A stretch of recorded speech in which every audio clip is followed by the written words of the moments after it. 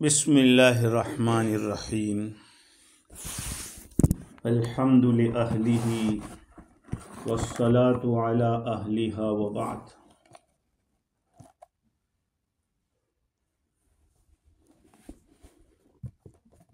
फ़ान इब्न उमर रज़ियल्लाहु तआला अन्हुमा क़ाल क़ाल रसूलुल्लाहि सल्लल्लाहु अलैहि वसल्लम इजअलू आखिर सलातिकुम बिल्लैलि वित्रा औ कमा क़ाल अलैहिस्सलातु वस्सलाम। बुज़ुर्गों, प्यारे भाइयों, आज हमारी गुफ्तगू है सलातुल वित्र के बारे में।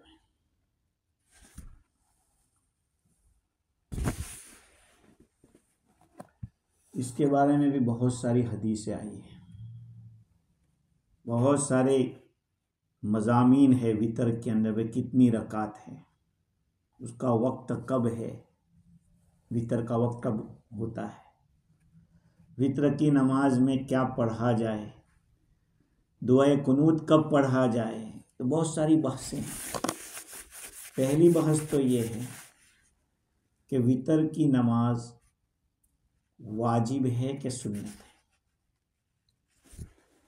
ऐसे इमाम अबू हनीफा रहमतुल्लाह अलैह से 3 रिवायतें थी, एक फ़र्ज़ होने की, एक वाजिब होने की और एक सुन्नत होने की। तो जो मशहूर बात है, जो आपने आखिरी ज़माने के अंदर जो बात बतलाई, वो वाजिब होने की है। 5 नमाजें तो फ़र्ज़ है, लेकिन वितर की नमाज फ़र्ज़ नहीं है, वाजिब है। और ये भी याद रखें कि अमलन फ़र्ज़ है। वितर की नमाज अमल के तौर पर कभी हम छोड़ते नहीं हैं, और छूट जाती तो कज़ा भी कर लेते हैं। तो जैसे फ़र्ज़ नमाज के साथ हम मामला करते हैं, वैसा मामला हम वितर के साथ करते हैं। तो यूँ कहेंगे कि एतिक़ादन तो वाजिब है, लेकिन अमलन फ़र्ज़ है। हमारा काम उसके साथ जो डील है हमारा, वो फ़र्ज़ जैसा है। 5 नमाजें जो फ़र्ज़ है वो अमलन भी फ़र्ज़ है, अक़ीदे के एतबार से भी फ़र्ज़ है। कोई कहे कि नमाज़ें 5 फ़र्ज़ नहीं है, 4 है, वो गया इस्लाम से बाहर।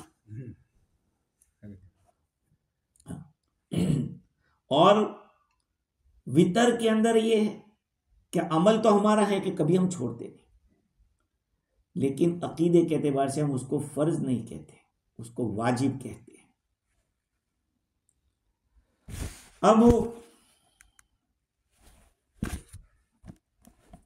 उसका इनकार करने वाला, 5 नमाजें जो फ़र्ज़ है उसका इनकार करने वाला तो काफिर है।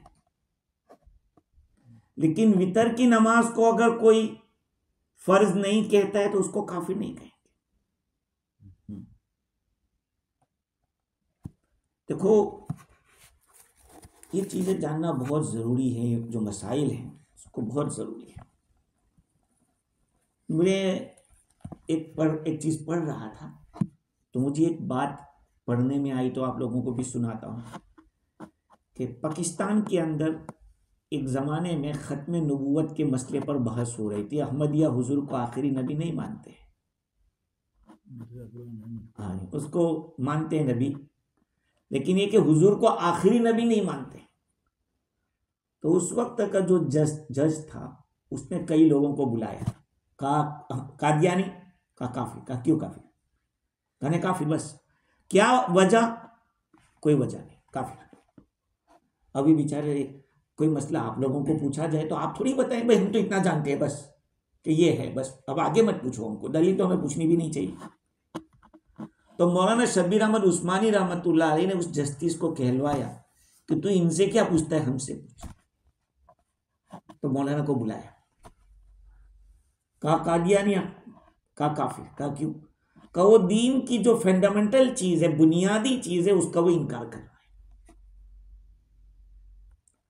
तो कहा कि लोग क्यों कुफ्र की तारीफ नहीं जानते, उसकी डेफिनेशन नहीं जानते। तो क्या बताएं मालूम, जो चीज बहुत ही ज्यादा मशहूर होती है उसकी डेफिनेशन की जरूरत नहीं होती। मौलाना ने कहा अच्छा चलो बताओ ग्लास किसको कहते हैं, ग्लास की डेफिनेशन करो। आप जज को सवाल किया मौलाना का, आप व्हाट इज द ग्लास, तो कहा जिससे पानी पीते। कहा अच्छा ठीक है, इससे पानी पीते हम लोग, कभी पीते हैं नल से, इसको ग्लास कहेंगे, इसको ग्लास नहीं कहेंगे। तो आप गिलास, चूंकि इतनी मशहूर चीज है कि उसको कहने की डेफिनेशन की जरूरत नहीं है।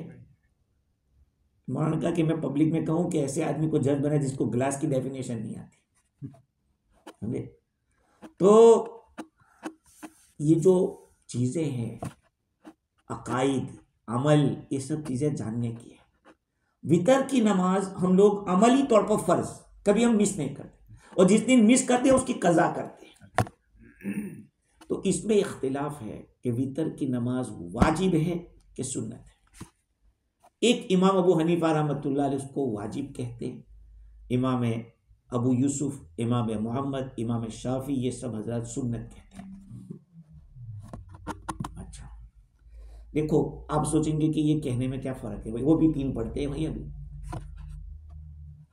फर्क क्या है?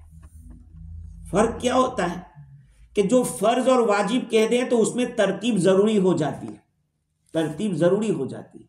एक आदमी साहिब तरतीब है, जानते हो साहिब तरतीब किसको कहते हैं? साहिब तरतीब जिसकी जिंदगी में 5 नमाजें कज़ा ना हुई हो, और अगर हो गई हो तो उसने पूरा कर लिया हो, वो साहिब तरतीब है। ऐसा आदमी जिसकी 5 नमाजें कज़ा ना हुई, अगर 5 कज़ा हो गई तो वो साहिब तरतीब नहीं रहा। उसकी बड़ी फजीलत है भाई, जिसकी जिंदगी में इतनी नमाजें कज़ा ना हुई, कितना बड़ी बात है। तो उसका मसला भी वैसा है कि मिसाल के तौर पर एक आदमी, उसकी कोई नमाज मिस नहीं हुई है और आज वो असर में नहीं आया, यानी उसकी नमाज कज़ा हो गई, तो वो मगरिब नहीं पढ़ सकता जब तक कि असर न पढ़ ले। हाँ, अगर मगरिब का टाइम शॉर्ट हो रहा है तो फिर मगरिब पढ़ ले, वो बात अलग। बाकी वो पहले उसको असर पढ़नी पड़ेगी, उसकी कज़ा करनी पड़ेगी, फिर मगरिब पढ़नी। वो साहिब तरतीब का हुक्म यही है। तो एक आदमी ऐसा है कि जो फजर की नमाज में आया, उसकी वितर की नमाज कज़ा हो गई थी और नमाज का लंबा टाइम है, तो उसको चाहे कि पहले वितर पढ़े बाद में फजर पढ़े। पढ़ेगा तो उसका पढ़ना सही नहीं। अगर फजर के बाद उसने वितर की कज़ा कर ली तो उसको फजर फिर से पढ़नी पड़ेगी, तरतीब उस पर जरूरी थी। तो फर्ज और वाजिब के अंदर तरतीब जरूरी, लेकिन जो हजरत सुन्नत कहते हैं, कहा कोई बात नहीं, तरतीब जरूरी नहीं। सुन्नत और फर्ज में कहा तरतीब जरूरी है। जोहर की नमाज पढ़ने के लिए आप आए, इमाम साहब नमाज पढ़ा रहे थे, आप इमाम के साथ ज्वाइंट हो गए, तो 4 रकात जो आपकी छूटी हुई है तो आप बाद में पढ़ेंगे उसको, ये सुन्नत। तो ये नहीं कहेंगे कि पहले सुन्नत फिर फर्ज होनी चाहिए, तरतीब जरूरी। सुन्नत और फर्ज में तरतीब जरूरी नहीं है। ये एक मसला। एक और मसला, अगर आपने ईशा की नमाज नहीं पढ़ी, उन्हें वितर पढ़ ली, आपने ईशा की नमाज नहीं पढ़ी और वितर पढ़ी, मैंने ये मसला बतलाया था लेकिन शायद आप लोग भूल गए होंगे। एक आदमी नमाज पढ़ने के लिए आया ईशा की, और वो क्या सोचता था, मगरिब के जो वुजू किया था उसका वुजू है, वो समझा कि मेरा वुजू है। उसने ईशा की नमाज पढ़ ली इमाम के साथ, और पढ़ने के बाद उसका वुजू टूट गया, यानी हवा निकल के पेशाब करने गया, वुजू करके आया, वुजू करके आके उसने वितर पढ़ी, बल्कि 2 रकात सुन्नत पढ़ी। फर्ज के बाद तो 2 सुन्नत पढ़ते, उसके बाद वितर की पढ़ी। बाद में उसको लाइट आई कि अरे यार, मेरा तो वुजू टूटा हुआ था और मैंने ईशा की पढ़ी, गलत पढ़ी। तो उसको ईशा की नमाज फिर से पढ़नी पड़ेगी और 2 रकात फिर से पढ़नी पड़ेगी, वितर पढ़ने की जरूरत नहीं है, क्योंकि वितर वजू में हो गया। अब वहां तरतीब जरूरी नहीं है, भूल से हुआ है ना, ये भूल से हो गया है, तो कहा कि यहाँ तरतीब ये भूल से हो गया, इससे चलेगा। और वो हजरत कहेंगे कि वो तो सुन्नत ही है, तो कोई बात। तो ये अच्छा, अब आप कहेंगे कि उन्होंने वाजिब क्यों कहा, इन्होंने सुन्नत क्यों कहा? अरे के पास दलील है, बगैर दलील के कोई बोलता नहीं है, बात याद रख लेना। कोई भी इमाम होगा, कोई भी इमाम होगा, चारों इमाम हो, कोई अपनी तरफ से बोलेगा नहीं। कौन सब बोझा अपने सर पे लेवे भाई? कौन होगा जो अपने माथे पे बोझा लेगा कि ये मैं क्यों? अच्छा सुनिए हदीस। अब पहले तो हम ये सोचते हैं कि हदीस में वितर के बारे में क्या आया, हदीस के अंदर वितर के बारे में पहले उसका सबूत। हजरत बुरैदा रज़ी अल्लाह ताला अन्हु रिवायत करते हैं, रसूल अकरम सल्लल्लाहु अलैहि वसल्लम ने फरमाया, अल वित्रो हक्कुन फमन लम यूतिर फलैसा मिन्ना, अल वित्रो हक्कुन फमन लम यूतिर फलैसा मिन्ना, अल वित्रो हक्कुन फमन लम यूतिर फलैसा। 3 मरतबा फरमाया, वितर की नमाज हक है, जो वितर न पढ़े वो हमारे तरीके पर नहीं है, हमारी जमात में से नहीं। 3 मरतबा फरमाया, मालूम है कि वितर की नमाज का सबूत है। एक तो बात ये होगी, और दूसरी बात ये है कि वितर की नमाज सुन्नत है दूसरे इमामों के नजदीक, इमाम अबू हनीफा मतलब उसको वाजिब कहते हैं। तो सुन्नत वालों की दलील क्या है? हुजूर अकरम सल्लल्लाहु अलैहि वसल्लम का इरशाद है, सलासुन कुतिबत अलैया वलम तुक्तब अलैकुम। भाई 3 चीजें ऐसी है जो मुझ पर फर्ज है, वो तुम पर फर्ज नहीं है। अल वित्रु वद्दुहा वल अदहा, वितर की नमाज, चाश की नमाज और कुर्बानी, ये मुझ पर फर्ज है, तुम पर फर्ज नहीं। तो इमाम अबू हनीफा फरमाते हैं मैं भी तो कहाँ फर्ज कहता, मैं तो वाजिब कहता हूँ। देख ये है, इसको कहते फिक़ह, वो ये हदीस से यही कहेंगे। तो दूसरे लोग कहते हैं कि भाई जरूरी नहीं है, इसका क्या मतलब, वो सुन्नत है। बल्कि बाद हदीसों में इस तरह खुले अल्फाज है कि सुन्नत हिय लकुम सुन्नतुन, ये तुम्हारे लिए सुन्नत है, ये 3 चीजें तुम्हारे लिए सुन्नत है, मेरे लिए जरूरी है, मेरे पर फर्ज है। एक वितर की नमाज, एक चाश की नमाज और तीसरी कुर्बानी। तो इमाम अबू हनीफा रहमतुल्लाहि अलैह उनके पास भी दलील है कि वो वाजिब क्यों कहते हैं। रसूलुल्लाह सल्लल्लाहु अलैहि वसल्लम ने हुक्म दिया, हजरत उबादा बिन साबित रदियल्लाहु ताला अन्हु की रिवायत से भी पता चलता है कि वो लोग जो सुन्नत कहते हैं, कहीं 5 नमाजें फर्ज है, छठी वित्र लाए कहाँ का, हम भी कहाँ फर्ज कहते हैं। वो कहते हैं कि नहीं सुन्नत रखो, हम तो सुन्नत मानते हैं। और हनफिया कहेंगे कि भाई हुजूर ने फर्ज नहीं कहा है, और हम तो फर्ज से निचला दर्जा वाजिब का कहते हैं। खैर, तो वितर के बारे में बहुत सारी हदीसें हैं इस बारे में। अच्छा, दूसरे नंबर की बात कि वितर का वक्त क्या है, वितर का वक्त क्या है। इमाम अबू हनीफा रहमतुल्लाह अलैह फरमाते कि ईशा का वक्त वो वितर का वक्त, ईशा का वक्त वो वितर का वक्त।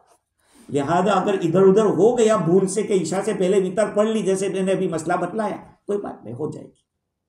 वो लोग कहते हैं कि नहीं, ईशा के बाद वितर का वक्त, ईशा के बाद वितर का वक्त। अच्छा, वितर के वक्त के बारे में 2 बातें याद रखना। एक तो नॉर्मल वक्त कि पूरा वक्त क्या है, और एक है बेस्ट टाइम, अच्छा टाइम, वक्त कौन सा है वितर के पढ़ने का, अच्छा टाइम कौन सा है। अभी जो मैं हदीस पढ़ा उसमें तो यह आया कि हुजूर अकरम सल्लल्लाहु अलैहि वसल्लम ने फरमाया, इजअलू आखिर सलातिकुम बिल्लैली वितरा, तुम अपनी रात की आखिरी नमाज वितर बनाओ, तहज्जुद के बाद पढ़ो उसको। ये तो बेस्ट है, लेकिन किसके लिए बेस्ट है? जिसको उठने का यकीन है। हाँ नहीं, वही बात है, वो हदीस में वो भी आया है। देखो 2 सहाबी हैं, एक हजरत अबू बकर सिद्दीक रदियल्लाहु अन्हु है, एक हजरत उमर रदियल्लाहु अन्हु। हजरत अबू बकर सिद्दीक रहने रात को पढ़ के सोते थे, और हजरत उमर रदियल्लाहु अन्हु उठ के पढ़ते थे हैं। तो हुजूर ने फरमाया कि अबू बकर तुमने इत्मीनान वाला काम किया, बस मतलब ये कि इत्मीनान के पढ़ ली मैंने बस। कभी कभी ऐसा होता है कि आदमी सो जाता है, अब देखता है कि अब 5 मिनट बाकी तहज्जुद पढ़ूं कि वितर पढ़ूं, क्या करूं है। इसलिए मैं भी अभी तो पढ़ के ही सोता हूं कि रात को पढ़ के सो। हदीस में आया है, देखिए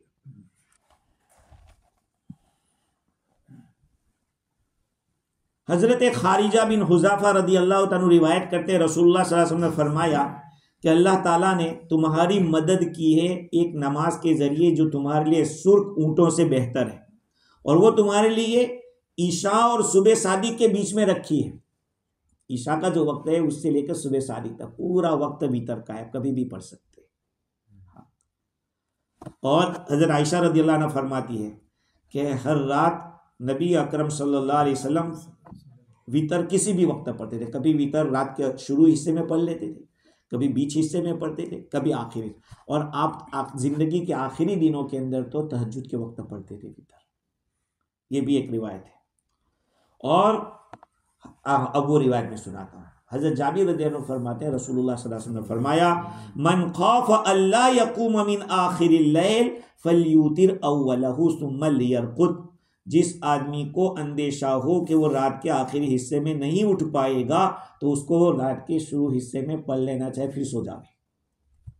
वमन तमा अन यकूम आखिरल लैल, और जो आदमी उम्मीद रखता हो, लालच रखता हो कि रात के आखिरी हिस्से में खड़ा होगा, फ़इन्न सलात आखिरिल लैल मशहूदतुन महसूरतुन वदालिका अफजल, जो आदमी उठने का यकीन रखता है तो वो आखिर रात के आखिरी हिस्से में पढ़े, इसलिए कि तहज्जुद के वक्त फरिश्तों की ड्यूटियां बदलती है, फरिश्ते हाजिर होते हैं और वो ये बेहतर तरीका है। खैर तो बेस्ट तो वे तो यही है कि आखिर, लेकिन जो आदमी कहते हैं ना कि चलो फजीलत नहीं मिलती हो, असल तुम क्यों छोड़ रहे हो, इतने रात को पढ़ के ही सोया करो, कोई ठिकाना नहीं, उठ नहीं पाए या कुछ सो गए तो क्या होगा। अब एक बात और है कि हज़रत आयशा रदी अल्लाह तआला अन्हा से पूछा गया था कि आप सल्लल्लाहु अलैहि वसल्लम की वित्र कैसी रहती थी, तो उन्होंने फरमाया कि कभी आप रात के शुरू हिस्से में, कभी रात के दरमियानी हिस्से में पढ़ते थे, कभी रात के आखिरी हिस्से में, और फिर जब आपकी आखिरी उम्र थी तो आप बिल्कुल रात के आखिरी हिस्से में पढ़ते थे। अब एक और मसला है कि वितर की रकात कितनी है, ये भी एक मसला है। हमारे नज़दीक तो 3 रकात है। इमाम शाफी रहमतुल्लाह अलैह तो फरमाते थे कि 1 पढ़ो, 3 पढ़ो, 5 पढ़ो, 7 पढ़ो, सब चलेगा। 1 पढ़ो, 3 पढ़ो, इसलिए कि वित्र के माना है ओड नंबर, ओड नंबर। इन्नल्लाह वित्र युहिब्बुल वित्र, अल्लाह ताला ओड नंबर को पसंद करते हैं, खुद भी ओड है और ओड नंबर को पसंद करते हैं, ये हदीस है। तो वित्र के माना ओड। अब 1 भी ओड है, 3 भी ओड है, 5 भी ओड। हनफिया कहती कि 1 रकात नहीं होती नमाज, नमाज 1 रकात की नहीं होती। हाँ, और शवाफी कहते हैं कि वो भी क्या कहते हैं मालूम, 2 पढ़ो, सलाम फेरो, फिर 1 पढ़ो, तो भी कितनी पढ़ी, 3 ही हुई। वो यूं कहते हैं कि 2 पढ़ के सलाम फेर के 1 पढ़ो। देखो कभी भी एक बात याद रखना, उनके पास भी दलील है, इसलिए फिक़ह के बारे में कोई किसी को ये ना करे कि you are wrong, I am right, I am right, you are wrong. नहीं, कहीं ना कहीं लोफुल इस तरह की हदीस मिलती है जिससे वो आदमी दलील पकड़ते हैं। इसीलिए आप किसी को, कादियानी को तो ये कह सकते हैं कि तू अहले सुन्नत में आ जा, शिया को कह सकते हैं कि तू सुन्नी बन जा, लेकिन किसी शाफी को कहे कि तू हनफी बन जा, किसी मालिकी को कहे कि हनफी बन जा, उसकी ज़रूरत नहीं है, इसकी दावत नहीं दी जाएगी। है, समझ रहे हैं इस बात। हम उसको गलत थोड़ी कहते कि नहीं तुम लोग गलत हो, नहीं। एक ज़माने में इसकी बहसें चलती थी, आज के ज़माने में तो सिर्फ आदमी अमल पे आवे इसकी कोशिश करो। हाँ, किसी को देख के ये मत कह रहे कि यार तू तो गलत पढ़ रहा है। हाँ, हो सकता है कि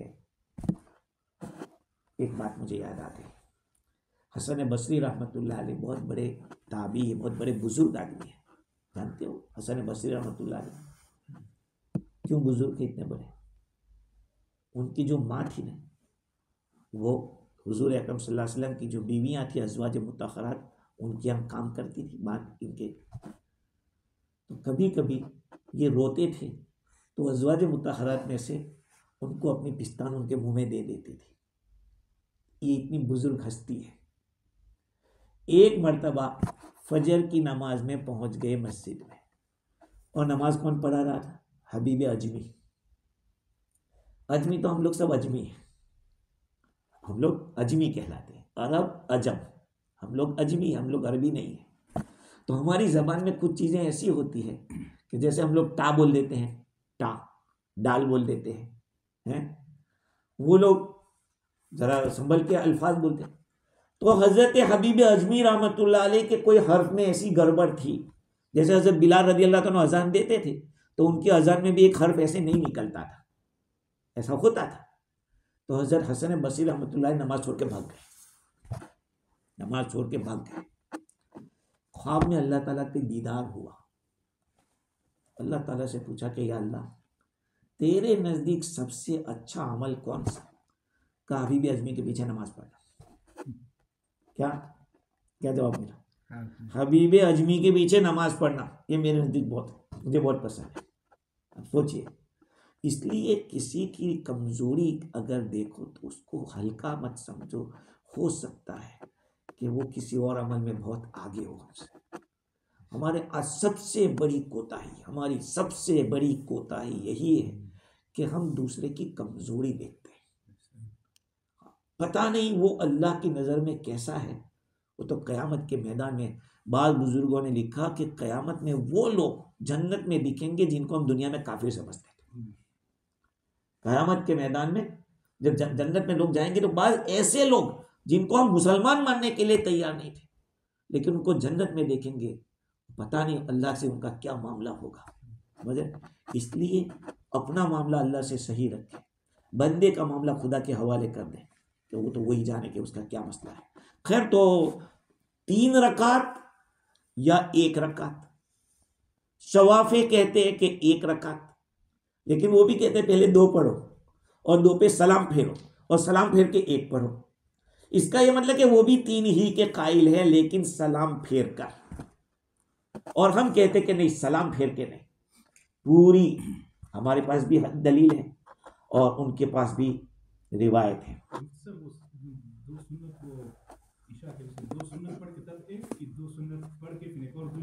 हाँ, पहले 2 सुन्नत पढ़ते हैं, उसके बाद 2 सुन्नत पढ़ के 1 और पढ़ते हैं, इस तरह से। वो तीन उनके नजदीक ताकदर वो 3 है, वो इस तरह से पढ़ते हैं सलाम के साथ। अब एक मसला और आएगा। क्या मसला? हम जब सऊदी जाते हैं उम्रे के लिए, हज के लिए जब जाते हैं, हज के लिए उम्रे के, अभी तो नहीं, रमज़ान में जो उम्रे के लिए जाता है, तो चूंकि रमज़ान के अंदर वितर की नमाज जमात के साथ होती है, इसलिए कि तरावी तो सुन्नत है, उसकी तुम जमात करते हो, तो वितर तो वाजिब है, तो उसकी तो बदर्जे औला जमात करनी चाहिए। तो रमज़ान के महीने, अब सवाल ये है कि हम उनके पीछे नमाज वितर की पढ़ें या ना पढ़ें। अगर वो पहली सलाम नहीं करते तो हम उनके साथ पढ़ लेंगे, लेकिन फर्क कहाँ आएगा देखना। हम दुआए कुनूत कब पढ़ते? रुकू से पहले के रुकू के बाद?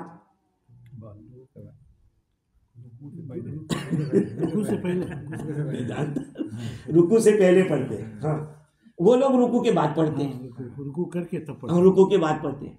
वो कोई प्रॉब्लम नहीं रहेगा, हाथ उठाओ या ना उठाओ दोनों चलेगा, लेकिन वो लोग रुकू के बाद पढ़ते हैं, हम रुकू से पहले। देखो, तो रुकू के बाद भी वो पढ़ते, कोई प्रॉब्लम नहीं, लेकिन वो 2 पे सलाम फेर देते हैं, तो गोया के नमाज तो खत्म हो गई। ये हिमाकत मैंने की एक ज़माने के अंदर, जब पहली दफ़ा उम्रे में गया था, तो ये सोच के कि इतनी पाक जगह पे कौन सा इख्तिलाफ यार है, क्या शाफी, क्या मालिकी, क्या हम्बली, ये सोच के पढ़ लिया, लेकिन सलाम नहीं फिरता था, फिर ज्वाइंट हो जाता था।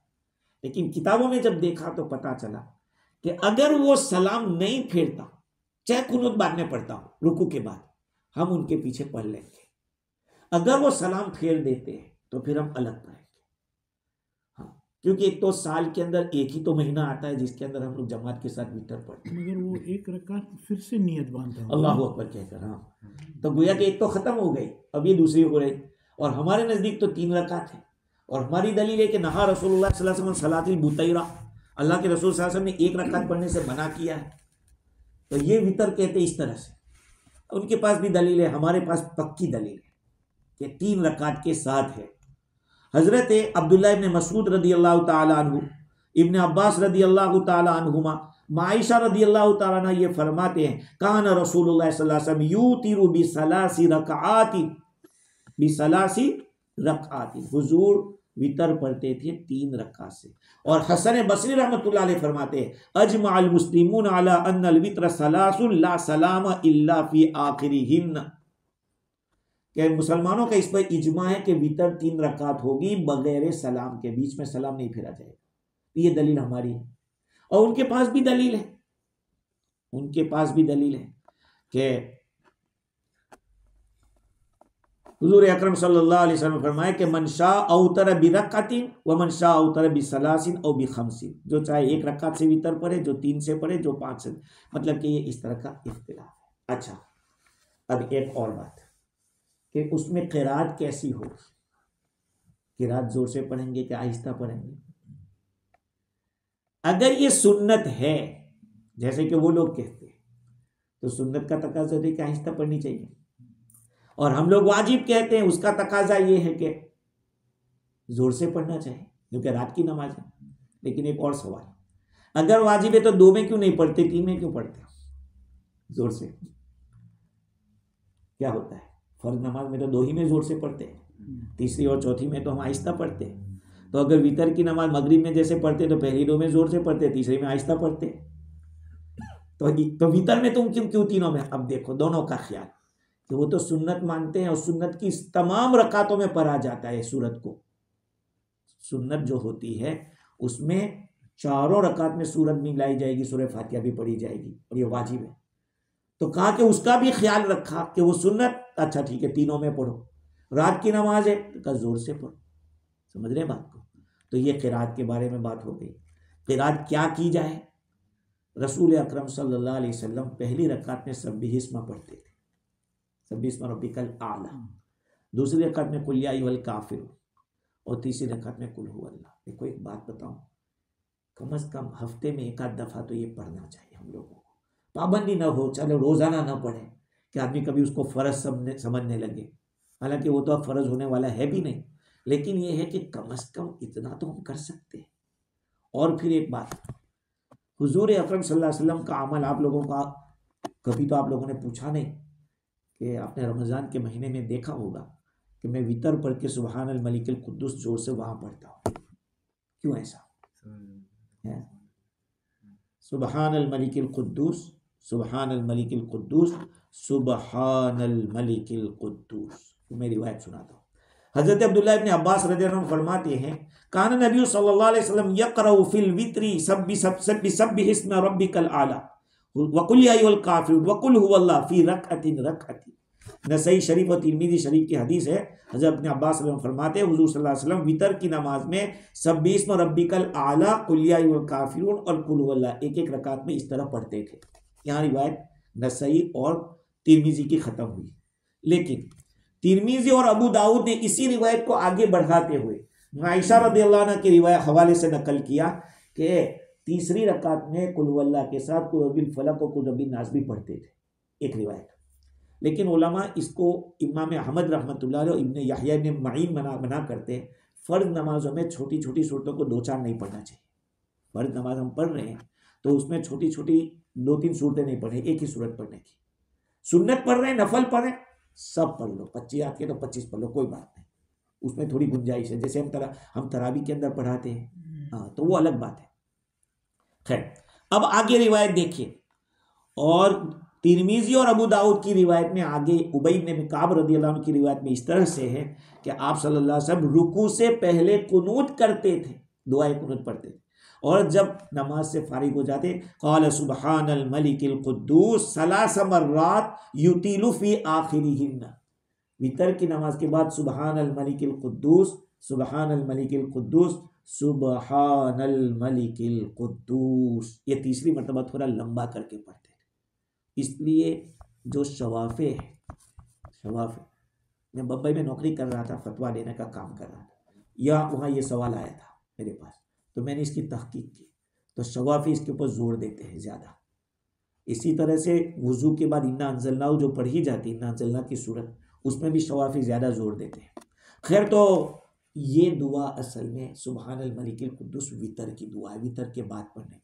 लेकिन हम लोग हैं, रिवाज हमारे यहाँ किसके बाद है? तरावी के बाद। वो पकड़ के रखते हैं, छोड़ते ही नहीं है। अरे भाई दुरूद शरीफ पढ़ ले, कोई बात नहीं, इस्तिग़फ़ार कर ले, कोई बात नहीं, तुझे 2 दुआ आती है पढ़ ले, जिक्र कर ले, सबकी गुंजाइश है। लेकिन चूंकि हमारे रिवाज में ऐसा है कि नहीं, हम उसका लगाएंगे, बोर्ड लगाएंगे, हाँ वो है बस अरे भाई ये किसी हदीस में नहीं है कि तरावी के बाद ये दुआ पढ़ना जरूरी है। पढ़ो, कोई गुनाह नहीं होगा भाई, याद रख लेना, गुनाह नहीं होगा।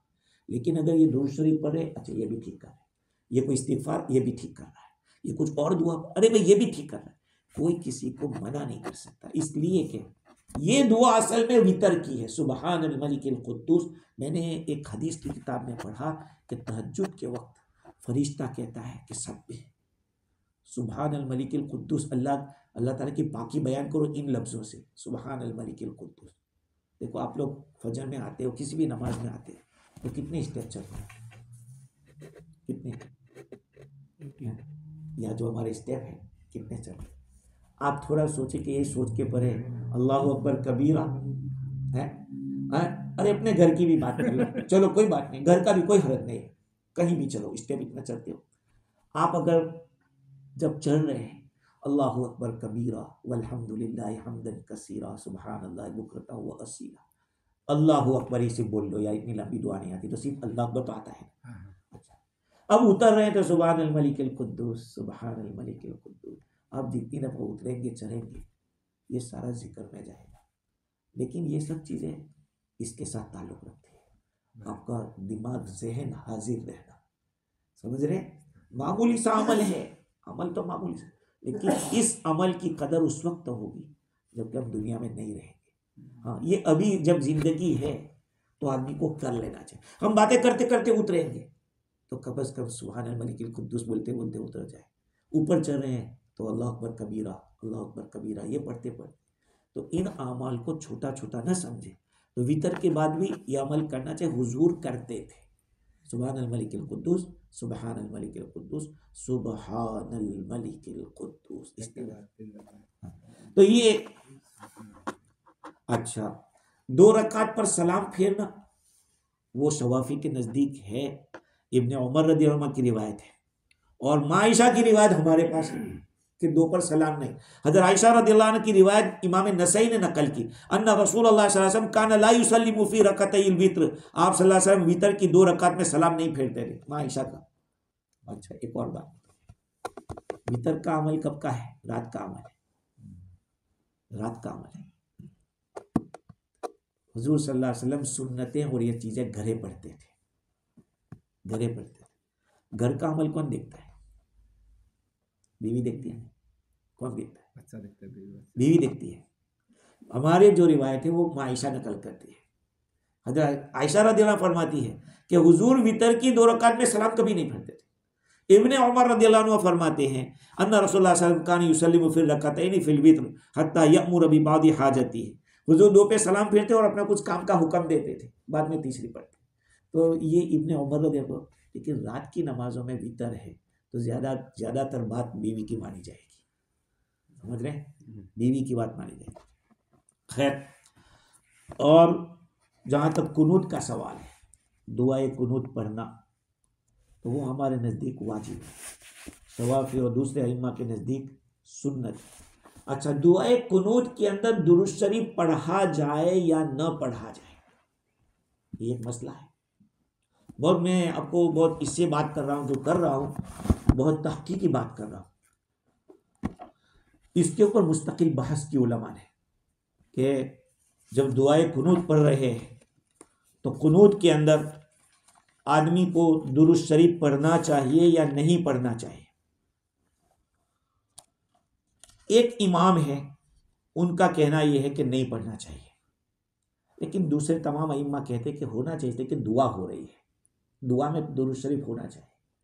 अब जहां तक मेरा जहन है वो इसलिए मना करते हैं कि जो कुनूत पढ़ा जाता है वो कहाँ पढ़ा जाता है?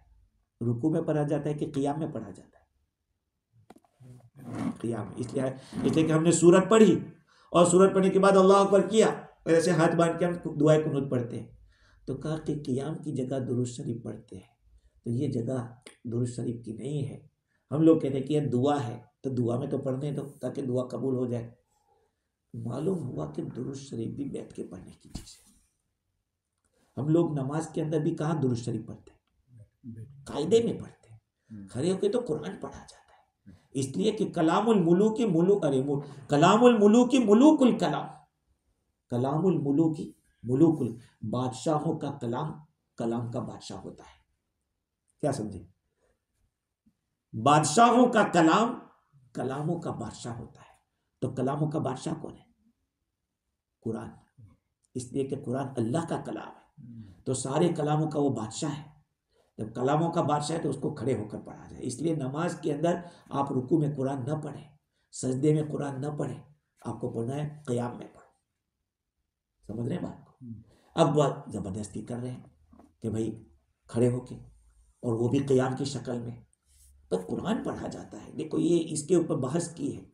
तो दुआए कुनूत जो होगा उसमें दुरूद शरीफ तो पढ़ा जाएगा, इसलिए पढ़ा जाएगा कि दुआ है, और दुआ जब दुरूद शरीफ मिल जाता है तो जैसे दुआ दुरूद शरीफ कभी रिजेक्ट नहीं होता, कहा तो दुआ भी रिजेक्ट नहीं होगी, ये उम्मीद रखी जाती है।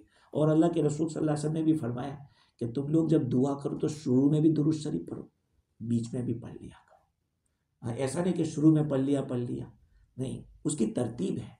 पहले अल्लाह की तारीफ करो, अल्लाह की तारीफ के बाद फिर दुरूद शरीफ, अपने गलती का इकरार, ये सब दुआ का तरीका है।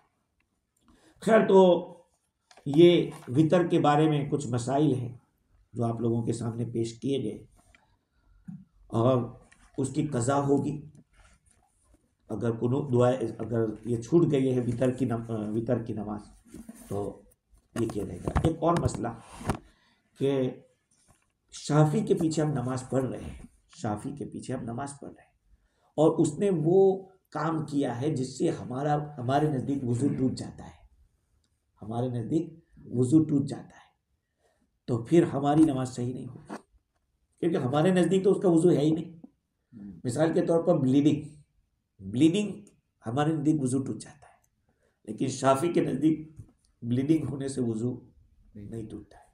अब जैसे एक इमाम शाफी का फॉलो करने वाला है और उसको ब्लीडिंग निकल रहा है और नमाज पढ़ता जा रहा है, तो हमारे नज़दीक तो उसका वुज़ू ही नहीं है। समझ रहे बात? हाँ, अगर हमसे कोई ऐसी चीज़ हो गई जो उनके नज़दीक रॉन्ग है, तो हमें उसको करेक्ट करना चाहिए, बेहतर है, मुस्तहब है। मिसाल के तौर पर अपनी शर्मगाह को डायरेक्ट किसी ने ऐसे छू लिया, तो हनफी के नज़दीक वुज़ू नहीं टूटेगा, शाफी के नज़दीक टूट जाएगा। अगर किसी ने कर लिया तो मुस्तहब ये कि आदमी अपना वुज़ू लौटा देवे, ताकि उसकी जो नमाज है वो सबके, उनके नज़दीक भी सही रहे और हमारे नज़दीक भी सही रहे। अच्छा, एक और बात, अगर रमज़ान के महीने में वितर की नमाज हो रही है और कोई आदमी इमाम के साथ पढ़ रहा है,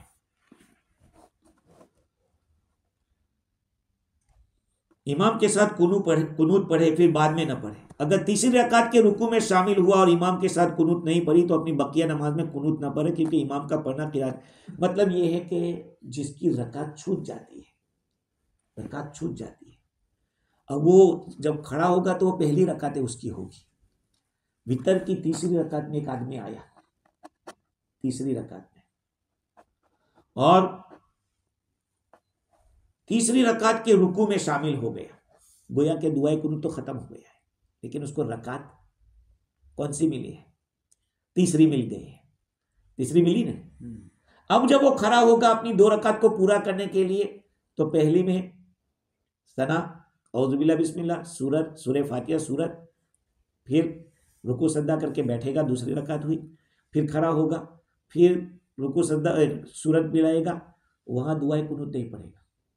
समझ रहे? क्योंकि इमाम के साथ उसका हो गया है। लेकिन अगर तीसरी रकात ही उसको नहीं मिली तो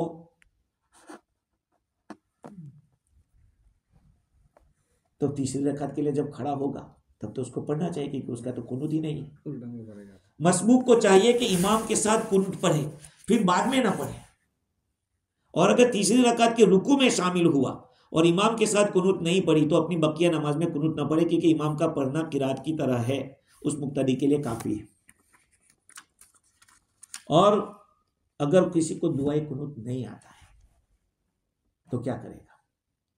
वो रब्बना आतिना फिद दुनिया हसना व फिल आखिरति हसना व क़िना अज़ाबन नार, अल्लाहुम्मा अग़फ़िरली, अल्लाहुम्मा अग़फ़िरली, अल्लाहुम्मा अग़फ़िरली, ये पढ़ ले 3 मरतबा।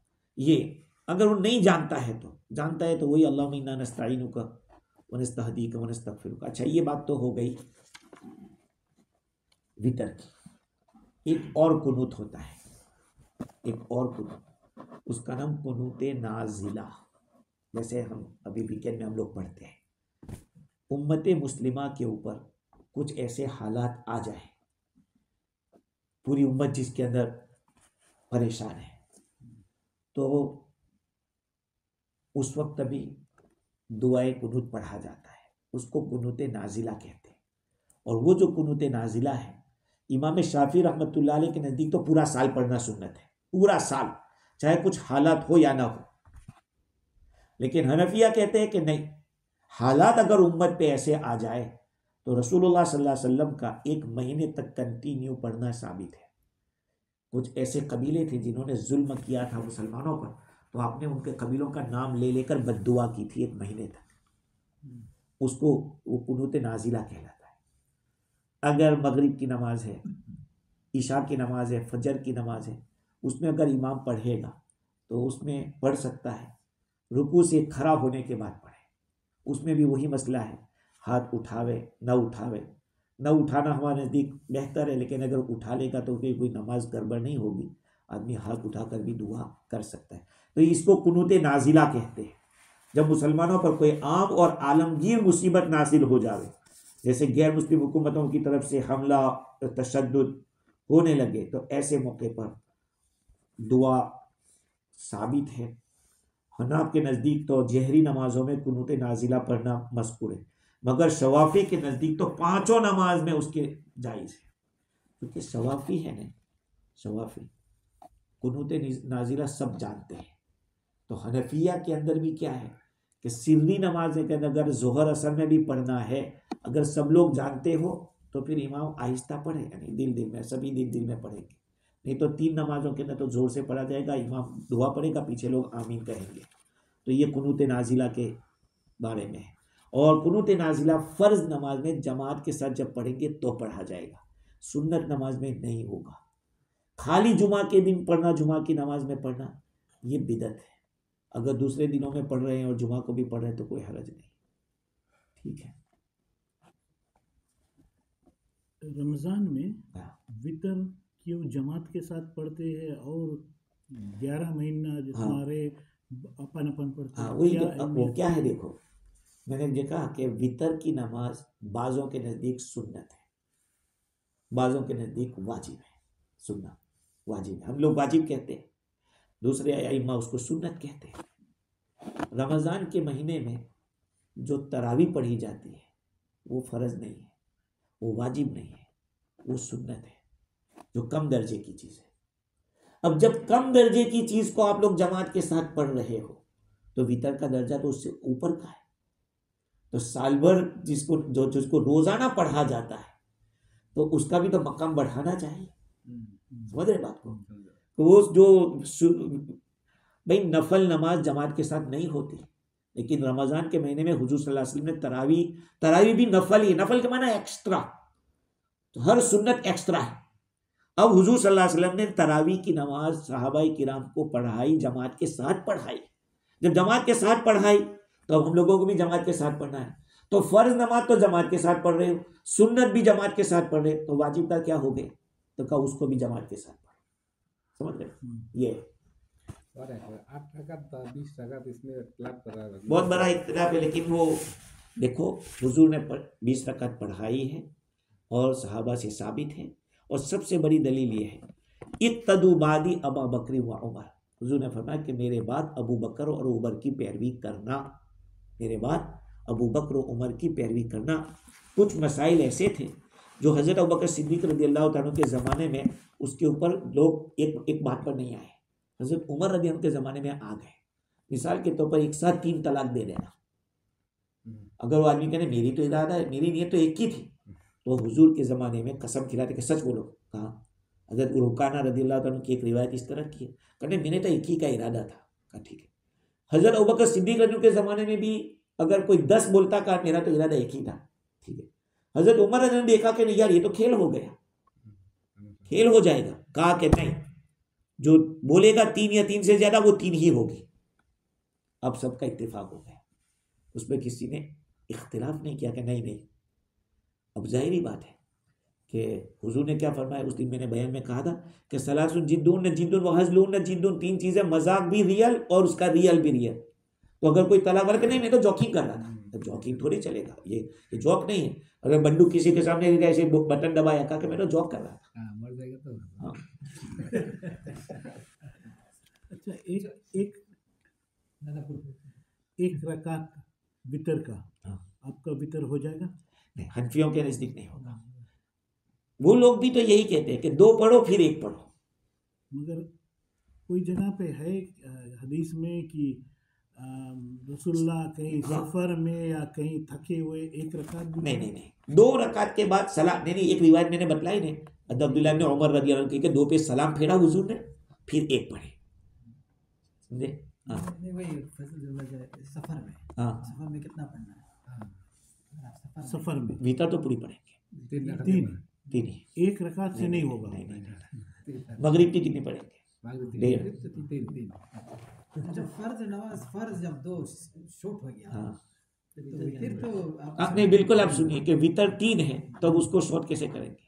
मगरिब 3 है, नहीं तो शॉर्ट तो कर में बट मुफ्ती साहब कोई लोग एक पढ़ रहे हैं, एक पढ़ते हैं, मैंने सुना है। सब एक नहीं तो मैं बोला तो कैसे तुम लोग एक पढ़ता? और देखो इस हदीस में जो है कि नहा रसूलुल्लाह सल्लल्लाहु अलैहि वसल्लम अन सलातिल बुतैरा, एक रकात से हुजूर ने मना किया है, समझ रहे? अब बात सोचिए कि जो दूसरी हदीसें ऐसी है कि अल्लाह के नबी हमेशा 3 रकात पढ़ते, मुझे माँ ईशा की रिवायत है कि 3 में और बीच में सलाम नहीं फेरते थे। अगर इसके ऊपर हमने अमल कर लिया कि एक रकात पे, तो उस पर अमल नहीं होगा, उसके अमल छूट जाएगा। और जबकि एक बीवी घर का बात कर रही है और सफर के अंदर जो आप कह रहे हैं, तो फिर अगर हर जगह पे उसका आधा कर दे तो फिर मगरिब का क्या करेंगे? मगरिब में भी तो ये, इसलिए कि उसको वित्रुल नहार कहा है, मगरिब की नमाज को वित्रुल नहार कहा है, और ये जो ईशा बात पढ़ी जाए उसको वित्रुल लैल कहा है। सफर में अगर फर्ज दो हो गया हाँ। आप कर दो सुन्नतें पढ़ना आपकी मर्जी, आपको सहूलत है तो पढ़ो और पूरी पढ़ो, 4 पढ़ो, चार उसको 2 नहीं, क्योंकि सुन्नत का माना यह है कि हुजूर का तरीका। अब हुजूर की 4 की सुन्नत, बस 4। आप राइट अगर नहीं है तो कोई गुनाह नहीं होगा। आप पहले से पढ़ते थे और सफर की वजह से नहीं पढ़ सके तो हो सकता है सवाब भी मिले उसका।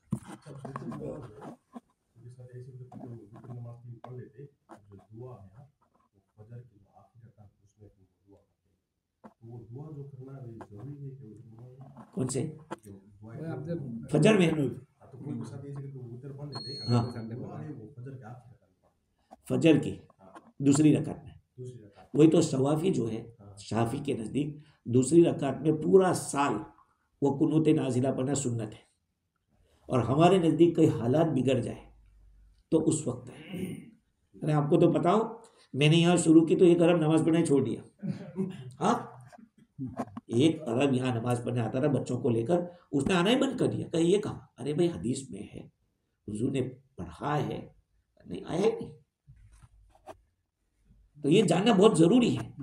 आप शवाफी के यहाँ चले गए और उसने वो तो दूसरी रकात के अंदर खड़े होकर फिर रुकू के बाद ही कुनूत नाजिला पढ़ते हैं, जैसे हम लोग पढ़ते हैं अभी हालात की वजह से, तो वो साल भर पढ़ते हैं। तो अगर हम उनके पीछे पढ़ रहे हैं, हम ऐसे खामोश खड़े रहेंगे। वितर में तो दुआ कुनूत पढ़ना वाजिब है। हाँ, और नहीं आता है तो जैसे मैंने बताया, रब्बना आतिना फिद दुनिया हसना, इतना भी पढ़ ले कम से कम, अल्लाहु अकबर कहकर हाथ बांध के पढ़ ले। तो जैसे अभी इमरान बोला है, ऐसे यहाँ नमाज में ईशा के बाद में 2 रकात आप वितर पढ़ लो, फिर 1 रकात आप तहज्जुद के बाद पढ़ सकते हो। ये कब होगा? जबकि आपने आखिर में 3 रकात पढ़ी। हाँ। देखो सुनना, ये रिवायत में है, लेकिन मैंने इसलिए नहीं बताया कि फिर आप लोग थोड़े और कंफ्यूज हो जाएंगे। बात क्या है कि जो आदमी सुबह में उठने की ताकत रखता है उसको आखिर में वितर पढ़ना चाहिए। आपने आखिर में 3 रकात पढ़ी वितर की और उठे सुबह में, तो आप 1 रकात पढ़ के ये 4 हो जाएगी, ये फिर तहज्जुद में शुमार हो जाएगा। फिर आखिर में 3 पढ़ेंगे, ये रिवायत है और हमने मिशका शरीफ इसको पढ़ा भी था। कि मैं इसीलिए नहीं बोला कि फिर ये और कंफ्यूजन का सबब न बन जाए, इसलिए बहुत सारी बातें हमें अपने पास रखनी पड़ती है। लेकिन जब पूछ ही लिया है आपने तो ये है।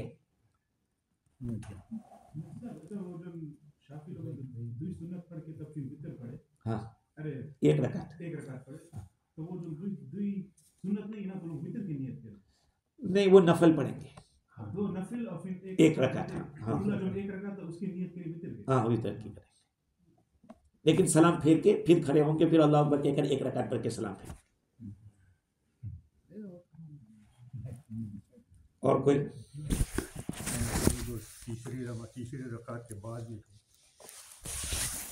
सूरा पढ़ के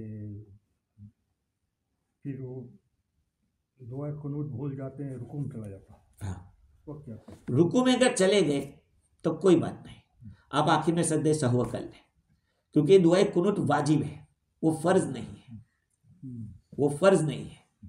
लेकिन अगर आप खड़े हो गए, क़याम में चले गए, तो गलत तो किया, सजदे सहवा करना पड़ेगा, कैसा सब करना पड़ेगा। रुकू में जाने, अब आपको दोबारा क़याम में जाने की जरूरत नहीं है। कभी कभी झटका से मिस हो जाए ना सीधा नहीं होता है हो जाता है सबको होता है। ठीक है, सुभान अल्लाह बिहम्दिही सुभान अल्लाह।